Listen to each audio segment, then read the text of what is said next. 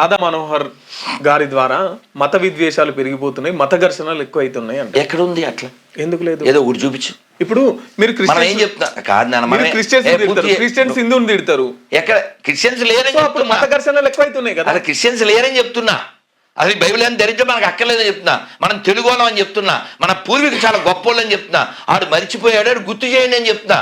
ఆడు గొరిగా భావిస్తున్నాడు, ఆడు పెగ్గేసేసేసి పెగ్గడాలాగాడు బకంటి దాగేసి బ్రిటిష్ వాళ్ళని మా హ్యాపీ తల్లిదండ్రులు అంటున్నాడు. ఒరే దరిద్రుడా, వాడు నిన్ను దోచుకున్నాడు, నీ పూర్వీకుల్ని లక్షల మంది చంపాడు, ఈ దేశాన్ని సర్వనాశనం చేశాడు, ఆ ఎదవకి నీకు సంబంధం లేదురా, నువ్వు ఈ దేశంలో పుట్టా, మీ అమ్మ చాలా మంచిది అని చెప్తున్నా.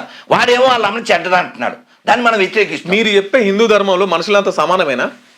ఖచ్చితంగా ఖచ్చితంగా ఖచ్చితంగా. మరి తక్కువ కులపులకు ఒక్క గుడి, ఎక్కువ కులపులకు ఒక్క గుడి ఎందుకుందండి?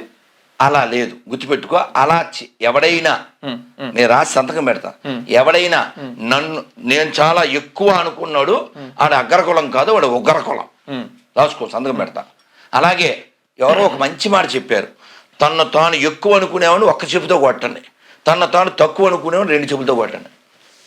బాగుండలే అది.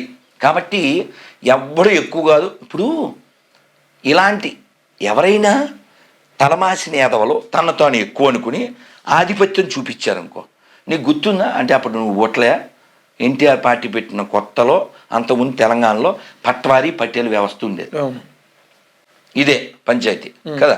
తర్వాత దాన్ని తీశారు. ఇది దేని వల్ల వస్తుందంటే అది వీడి యొక్క బిల్డప్.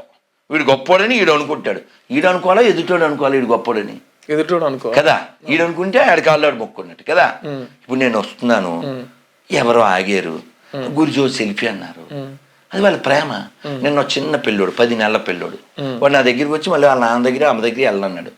సో అది వాడి ప్రేమది, అలా పొందాలి. కానీ నా కాళ్ళు అక్కడ పెట్టి నువ్వు మొక్కు, నేను గొప్పవాడిని అంటే వాడు దొంగ, వాడు లంగా, వాడిని తీసుకెళ్ళి మూసీలు మింగు, అది కదా.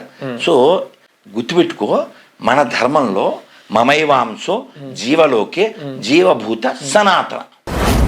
మీ వ్యాపారం అభివృద్ధి కావాలని కోరుకుంటున్నారా? అయితే వెంటనే క్యూనస్ని సంప్రదించండి. Schools, colleges, banks, shops, office promotions, land promotions, political promotions, restaurant promotions, hospital promotions, పుట్టినరోజు వేడుకలు, శుభకార్యాలు, వ్యాపారాలు ఏవైనా, సందర్భం ఏదైనా ఇప్పుడే క్యూనస్ ద్వారా తెలియజేయండి. మీ వ్యాపారాన్ని అభివృద్ధి చేసుకోండి.